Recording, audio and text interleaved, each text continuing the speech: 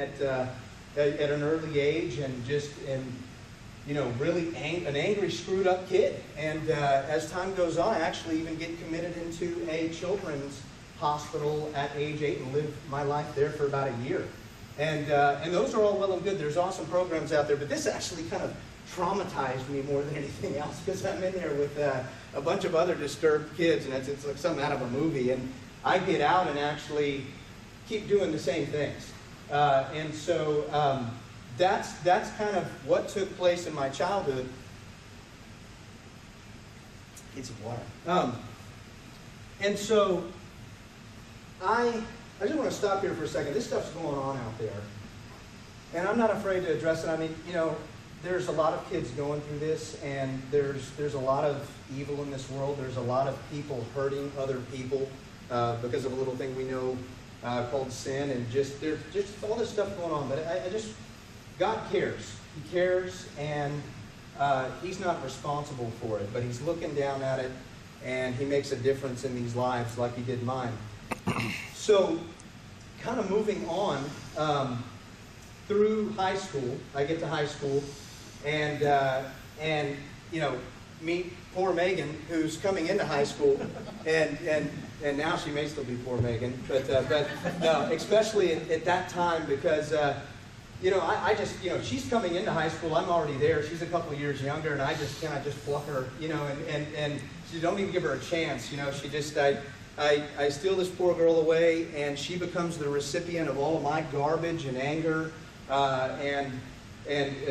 we have sex out of wedlock, which was just made for a very unhealthy relationship, and I'm very controlling, abusive to her, and this goes on and on and on, and really gets to a point where I'm doing things like making her stay at my mom's house cooking dinner for me, while I go out and party with other girls, and just, also have her when I get home. And so it's, I was a bad guy, bad dude.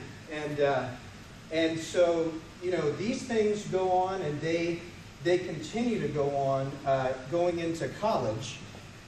Except now, drugs get into the mix. I started smoking marijuana heavily. I started getting drunk very often, even experimenting with other drugs. And all along, just really, Megan's still, for whatever reason, with me, and things go on. She's actually afraid to leave me. I threatened her numerous times if she ever did, and even at one point wanted to leave with one of my best friends, but he was also afraid of me. And so, it was a nasty situation, and things started really, spiraling out of control in my life. I began to get suicidal.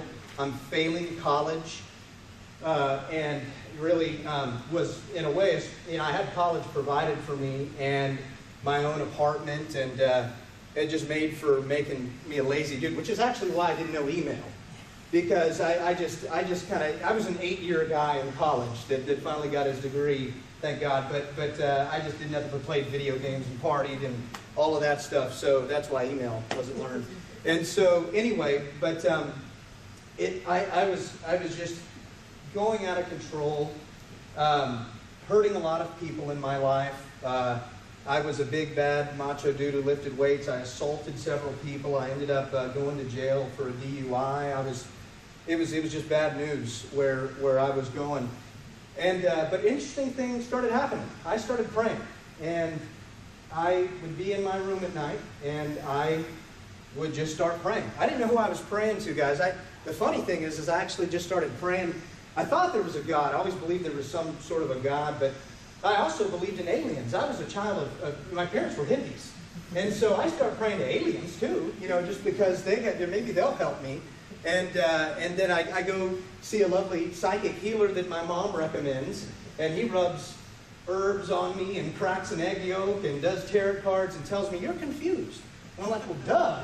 That's why I came to see you. And so, so I'm seeking all these things, and I even give my soul to Satan, even though I didn't really know who that guy was. I just remember from movies that people would sell their soul to the devil and they would succeed, and so I was like, okay, I got to do that. And so I did that, and so, but I was crying out. And I want to share a psalm with you guys, a verse out of out of Psalms that means a lot to me. It's Psalm 34:6, and again, you don't have to open your Bible for it, but it just says, it's a simple thing. It says this poor man cried out, and the Lord heard him and saved him out of all of his troubles. God hears even if there's little troubles in our lives, guys. These things don't have to go on for God to hear you. He wants to hear you if you're having a hard time at work. He wants to hear you even if it's little things.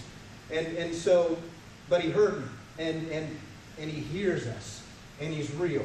And I started having some interesting things go down.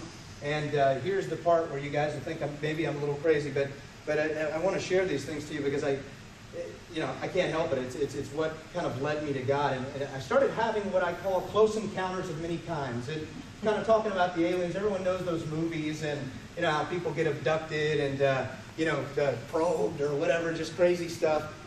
And so I started having some experiences. I'm at Texas State. I'm in college.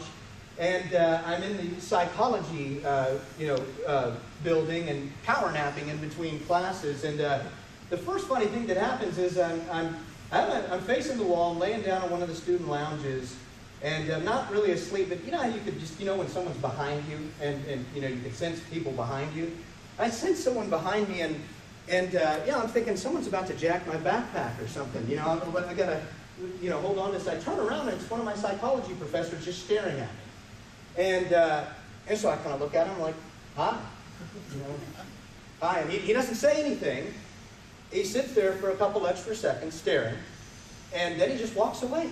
And so I'm like, okay, whatever that was. Maybe he was doing some sort of an experiment or something. But the next day I'm there, something else crazy happens. I'm actually taking a power nap. I actually do fall asleep. And the only way I know how to explain this is an out-of-body experience. And I end up in a dream, a vision, if you will, on my high school football field where I played football. And I look up in the sky and I see these crazy dark clouds and really feel and see that this is the end of the world and it's the end of me. It was horrifying. And there's this being next to me that gives me a football. I throw it and it soars across the football field. I get stuck in the side and I die. I really died in this experience. And I still don't totally know what this means. I just know it happened, and I come to and I'm blind for about 10 seconds.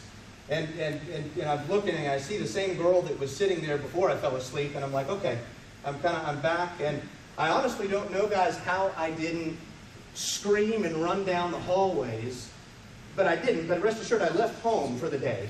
I went home and I didn't continue to go to class that day.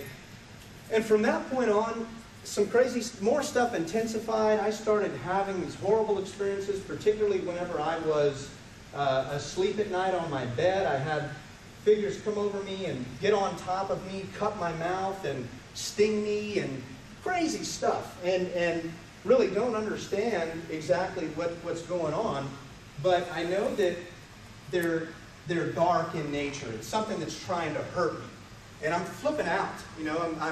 I'm not wanting to sleep in my own bed. I'm sleeping at my mom's house in her bed, and they still come after me there. And so the only thing I thought of, and just so you know, guys, I wasn't really someone that was like spiritual. You know how these kids that are like do Wicca, and they do all these things, and they have all these experiences now, which, crazy stuff. I wasn't like that. I was like this Abercrombie preppy dude that drank and partied, and the only thing I could relate to in this was the movie The Exorcist.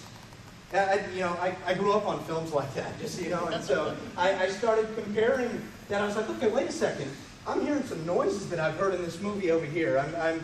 This is crazy. So what did they do in the movie The Exorcist? They went and saw a priest. I got to go see a priest. And so I go see a priest. And I tell him about all this stuff. I know he thinks I'm crazy. And what he does is he takes me into the sanctuary and puts some oil on my head and sends me on my merry little way. And so that's, that's what happened. And so, guys, some of you might be thinking, he was just smoking some good weed.